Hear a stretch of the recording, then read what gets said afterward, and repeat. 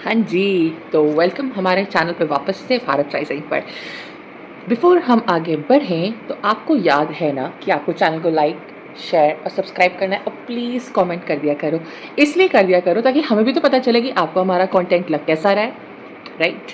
Okay, अब हम आगे बढ़ते हैं। तो वेलकम, वनक्कम, सत श्री अकाल। अब हम अपनी एक और नई मूवी जो आई है द साबरमती एक्सप्रेस, ये मूवी बनी है गोधरा राइट्स के ऊपर।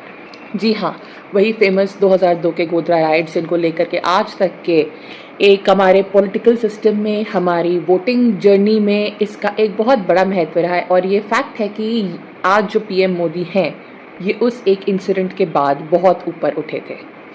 उस टाइम पर पॉलिटिकल विच हंटिंग हुई थी मोदी जी के अगेंस्ट, और काफ़ी हद तक के एक कम्युनल जो डिवाइड कहा गया था वो उनके ऊपर इसका फोड़ा गया था ठीकरा। सही गलत पे तो मैं नहीं जाती हूँ, तो सीधा अब हम मूवी पे चलते हैं।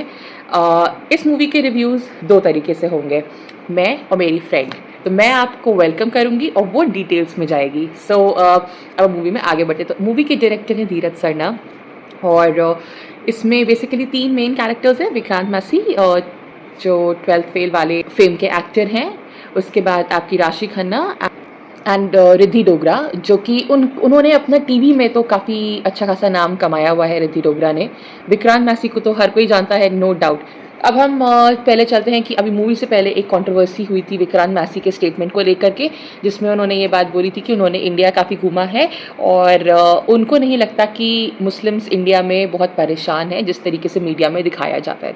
तो ये उन्होंने अपना एक खुद का एक स्टेटमेंट दिया, लेकिन उसको लेकर के अब उनके ऊपर कई सारे सवाल उठाए गए कि उन्होंने ये स्टेटमेंट कैसे दे दिया, फलाना ढिमकाना, मूवी के लिए करा जा रहा है या जो भी है। अगर एक मूवी के प्रमोशन की भी एक गिमिक थी तो भी उन्होंने अपना अगर एक सामने एक व्यू पॉइंट रखा है तो हमें उस चीज़ को अप्रिशिएट करना चाहिए। मूवी का प्रोडक्शन हाउस है I think Ekta Kapoor production के। मूवी बहुत वेल क्राफ्टेड थी। ये मैं बोलूँगी कि 75% मूवी वेल क्राफ्टेड डेफिनेटली थी। उसमें आप ये जो सेकंड हाफ था मूवी का, उसको आप अगर देखोगे तो आपको लगेगा कि उन्होंने कई सारी चीज़ें जो फर्स्ट हाफ में दिखाई हैं उसको सेकंड हाफ में कंक्लूजन पे लेके जाने के लिए उन्होंने इधर उधर जोड़ जाड़ करके बहुत सारी चीज़ें कर दी हैं। मूवी के बारे में आपको हर चीज़ तो नहीं बता सकते हैं, लेकिन आपको एक मोटा मोटा आउटलाइन ज़रूर से देना चाहूँगी। जो विक्रांत मैसी हैं, उन्होंने एक जर्नलिस्ट का रोल प्ले किया है इस मूवी में, एंड क्या एक्टिंग करी है वाकई में। अगर हम अपने एक पॉलिटिकल और एक हर चीज़ को हटा करके साइड में रख दें, अगर हम सिर्फ एस्पेक्ट देखें कि उन्होंने एक्टिंग कितनी शानदार करी है उस मूवी में, आपको वाकई में एक पेन फील होता है विक्रांत मैसी के कैरेक्टर को, जब उनको पेन फील होता है, जब उनके साथ गलत हो रहा होता है और जब वो कई सारे पॉइंट्स के ऊपर स्ट्रगल कर रहे होते हैं, जब वो सच्चाई को बाहर लाने के लिए स्ट्रगल कर रहे होते हैं, तो वो आप दर्द उनके साथ फील कर सकते हो। दूसरी तरफ राशि खन्ना, उन्होंने अपने इस रोल को बहुत बाखूबी निभाया है, वाकई बहुत सुंदरता से निभाया है कि किस तरीके से एक यंग जर्नलिस्ट, उनके कंधों के ऊपर इतनी बड़ी रिस्पॉन्सिबिलिटी डाली गई, उसके बावजूद भी वो हारी नहीं, इतने कंट्रोवर्शियल केस को लेकर के वो आगे बढ़ी। एंड रिद्धि डोगरा तो नो डाउट, उन्होंने जिस तरीके से अपने रोल को निभाया है, जो हम उस टाइम पे मान सकते हैं काफ़ी बड़ा एक मीडिया हाउस है, उसके रोल, उसके कई सारे एंकर्स का एक तरीके से आप समझ सकते हो कि रोल का पर्सोनिफिकेशन था, कैरेक्टराइजेशन था, जिसको उन्होंने बहुत ही अच्छे तरीके से निभाया। कि उस तरीके से क्या, ये एक फैक्ट है कि बहुत सारी चीज़ें हमें सामने जो दिखाई जाती हैं मीडिया में और जो असल में पीछे होता है उसमें बहुत फ़र्क होता है। तो अक्सर क्या होता है कि जो लोग हमारे सामने वो सच्चाई ला रहे होते हैं, वो क्या दिखाना चाहते हैं, क्या कोई पॉलिटिकल प्रेशर है या वो अपने कुछ छुपाना चाहते हैं पॉइंट्स, वो सब चीज़ें भी बहुत मायने रखती हैं कि जब हमारे सामने कोई न्यूज़ आती है। तो ये एक पीछे का भी एक स्ट्रगल विक्रांत मैसी के कैरेक्टर्स से और राशि खन्ना के कैरेक्टर से आपको समझ में आएगा कि कितने सुंदरता से उन्होंने इस स्ट्रगल को सामने लेकर के आया है। बहुत सारे एस्पेक्ट्स उन्होंने मूवी के सामने रखे हैं, जहाँ पर पे आग कैसे लगी थी और बहुत सारी चीज़ें उससे रिलेटेड। उसके बाद जो पॉलिटिकल एक एस्पेक्ट था, वो सब चीज़ें भी उन्होंने इस मूवी में लेकर के आई हैं। तो मूवी का जो प्रोडक्शन वैल्यू है वो वाकई बहुत ही अच्छा है, प्रोडक्शन क्वालिटी बहुत अच्छी है, आप मूवी में बोर नहीं होगे। हाँ, आपको लगेगा ज़रूर कि चीज़ें भाग रही हैं थोड़ी ज़्यादा तेज़। डेफ़िनेटली पेस मूवी की थोड़ी-सी बेटर हो सकती थी। या तो पॉइंट्स आप थोड़ा उनको लिमिटेड करके दिखा सकते थे, या आप थोड़ा-सा मूवी का व्यू टाइम और बढ़ा सकते थे। ये आप डेफ़िनेटली कर सकते थे मूवी में। और कहने का मेरा मतलब बस इतना सा ये है कि आप मूवी को देखोगे तो आप डिसअपॉइंट नहीं होगे। आप इस मूवी को ये सोच के मत देखना कि ये हिंदू एस्पेक्ट है या ये मुस्लिम एस्पेक्ट है। आप इस मूवी को इसलिए देखो ताकि आपको बहुत सारी चीज़ें पता चलेंगी कि किस तरीके से हमारे सामने बहुत सारी सच्चाई आती है, किस तरीके से नहीं आती है, किस तरीके से छुपाई जाती है, किस तरीके से कुछ जर्नलिस्ट होते हैं जो कि वाक़ई में अपनी जान की बाजी लगा करके हमारे सामने सच्चाई लाने के लिए लड़ते हैं। और ऐसे कई सारे जर्नलिस्ट हैं जिन्होंने अपनी जानें गँवाई भी हैं, क्योंकि उन्होंने अपनी जान पे खतरा मोल लेकर के ऐसी चीज़ें बाहर लेकर के आए हैं। तो विक्रांत मैसी का जो कैरेक्टर है, उन्होंने उसमें इतनी शानदार तरीके से हिंदी बोली है, उनका जो डिक्शन है वो इतना प्यारा है, आपको देख करके लगेगा कि हाँ, ये एक जर्नलिस्ट एक्चुअल है। तो ये एक जो विक्रांत मैसी ने अपने कैरेक्टर को इतना सुंदर तरीके से डेवलप किया है इस मूवी के अंदर, ये वाक़ई बहुत सराहनीय है। It is really commendable for all the actors who have done even the smallest role in the movie, because हर रोल का एक बहुत इंपॉर्टेंट एस्पेक्ट था इस मूवी के अंदर, छोटे से छोटा, बड़े से बड़ा। अब इसकी कमर्शियल वैल्यू क्या है या क्या नहीं है, ये तो हम एज एन ऑडियंस जज करेंगे और ये आपका अपना खुद एक जजमेंट होगा। बट एक ये मोटा मोटा रिव्यू है मेरे तरफ से। अब मैं अपनी फ्रेंड से बोलूँगी कि वो आगे का टेक ओवर करेंगी और टेक्निकलिटीज़ में जाएंगी। नमस्ते जी।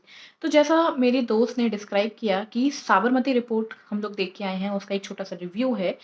तो उसको बस थोड़ा-सा एक एक्सटेंड करते हुए मैं एक बात बोलती हूँ कि उसमें ना एक डायलॉग बोला गया है कि बाथरूम में भी अगर कोई गिर के मर जाता है ना, तो भी उसकी न्यूज़पेपर में कहीं न कहीं एक छोटे से पोर्शन में आ जाती है। लेकिन यहाँ पे 59 लोगों को जला के मार दिया गया और उसका कोई मेंशन नहीं किया गया।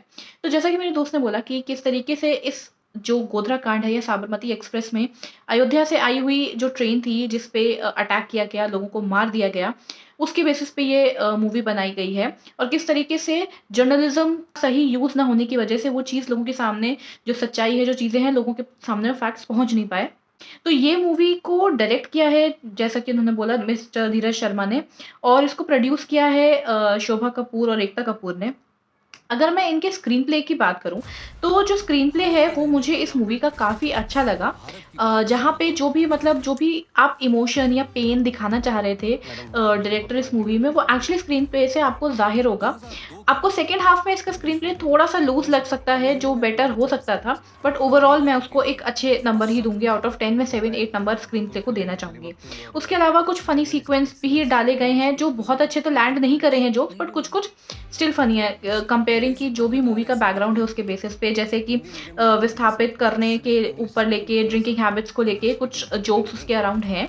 अगर मैं सिनेमेटोग्राफी की बात करूँ, तो वो भी काफ़ी अच्छे लेवल पे की गई है, एक इंटरनेशनल लेवल पे की गई है। उसमें जो कलर कॉम्बिनेशंस यूज़ करे गए हैं, वो भी बहुत ज़्यादा अच्छे यूज़ करे गए हैं।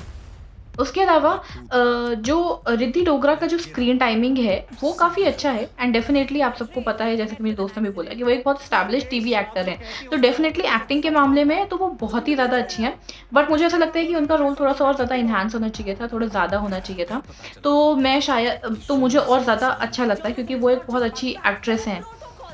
उसके अलावा जो बैकग्राउंड म्यूज़िक है, वो भी जिस जगह पे जैसा होना चाहिए, वो भी बहुत इफ़ेक्टिव काम किया है। क्योंकि अगर कोई आप मूवी बनाते हैं ना, और आप कुछ इस तरीके की डार्क मूवी बना रहे हैं, तो वहाँ पे म्यूज़िक कब, कहाँ, कैसे, किस तरीके का यूज़ होता है, किस तरीके से वो म्यूज़िक प्रोड्यूस किया जाता है, वो क्या म्यूज़िक है, वो बहुत इम्पोर्टेंस रखता है। कि जो बैकग्राउंड म्यूज़िक है वो बहुत ज़्यादा इफ़ेक्टिव था। और जो डायलॉग्स हैं कहीं-कहीं पे, जैसे कि मैंने आपको बाथरूम सीन वाला बताया, तो वो इस टाइप के ना कुछ-कुछ ऐसे डायलॉग्स हैं विक्रांत मैसी के स्पेशली, तो वो बहुत ज़्यादा अच्छे तरीके से उन्होंने डिलीवर करे हैं वो डायलॉग्स। राइटिंग बहुत अच्छी की गई है। साथ ही साथ जो विक्रांत मैसी की एक्टिंग है, मेरे दोस्त ने मेंशन किया कि वो बहुत ही कमेंडेबल है। उसके साथ-साथ ही जो भी उनका एक स्ट्रगल है कि वो एक बहुत ही छोटे शहर से आते हैं और एक जैसे इंग्लिश मीडियम वाला जो जर्नलिज़्म है उसमें घुसने की कोशिश करते हैं, वो डोर पास करने की कोशिश करते हैं। तो वो एक बहुत ही अच्छे तरीके से उन्होंने उस चीज़ को पोर्ट्रे किया गया है। एंड ओवरऑल मूवी में मेजरली इंग्लिश जर्नलिज़्म और Hindi journalism, English versus Hindi को लेके काफ़ी ज़्यादा डायलॉग्स हैं, काफ़ी ज़्यादा उस चीज़ पे भी फ़ोकस किया गया है।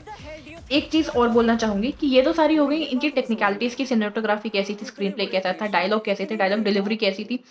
डायलॉग डिलीवरी तो आई वुड से क्योंकि सारे एक्टर्स बहुत अच्छे थे, डायलॉग डिलीवरी भी अच्छी थी। बट एक चीज़ है कि इसमें पूरी मूवी में जो साबरमती एक्सप्रेस से रिलेटेड जो जो मूवी का नाम दिया गया है साबरमती का, उससे रिलेटेड जो शॉट था वो केवल 8 मिनट का शॉट था। तो मुझे लगता है कि वो थोड़ा-सा और होता, या मूवी में साबरमती एक्सप्रेस के बारे में बात तो बहुत ज़्यादा की गई है, बट अगर आप ओवरऑल देखेंगे तो इंडिविजुअली विक्रांत मसीह की स्ट्रगल को दिखाया गया है। तो वहाँ पे चीज़ें बेटर की जा सकती थी, वहाँ पे चीज़ें विक्टिम्स के पर्सपेक्टिव से भी दिखाई जा सकती थी, तो मेरे हिसाब से शायद और बेटर होता, क्योंकि जिस तरीके से लोगों ने स्ट्रगल किया है उस पूरे टाइम के दौरान, वो जो देश के साथ गुज़री है, जो हिंदुओं के साथ गुज़री है। ओवरऑल मैं मूवी को अच्छे नंबर दूँगी।